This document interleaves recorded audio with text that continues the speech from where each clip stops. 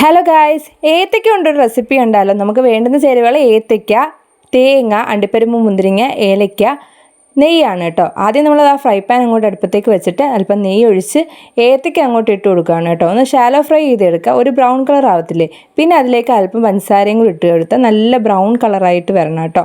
അപ്പോൾ അങ്ങോട്ടും ഇങ്ങോട്ടും തിരിച്ചും ഞാൻ 2 പ്രാവശ്യമായിട്ട് വറുത്തെടുക്കുന്നുണ്ട്. പിന്നെ നമ്മൾ കുറച്ച് നെയ്യും കൂടി ഒഴിച്ചിട്ട് ഈ അണ്ടിപ്പരിപ്പും മുന്തിരിങ്ങ ഇട്ട് നന്നായിട്ടൊന്ന് വഴറ്റിയെടുത്തതിന് ശേഷം തേങ്ങ അതിലേക്ക് ചേർത്ത് നന്നായിട്ടൊന്ന് മിക്സ് ചെയ്തെടുക്കണം. ആ നെയ്യ് കിടന്ന് ചെറിയൊരു ബ്രൗൺ കളർ ആയതിനു ശേഷം നമ്മൾ ചതച്ച് വെച്ച ഏലക്ക അതിലേക്ക് ചേർത്ത് കൊടുക്കുക. ഏലക്ക വേണമെങ്കിൽ പൊടിച്ചും ചേർത്തെടുക്കാം കേട്ടോ. അതൊക്കെ നിങ്ങളുടെ ഇഷ്ടം പോലെ. പിന്നെ അതിനുശേഷം നമ്മൾ ആ മാറ്റി വെച്ചിരുന്ന പഴം അതിലേക്ക് ഇട്ട് നന്നായിട്ട് മിക്സ് ചെയ്തെടുക്കുക.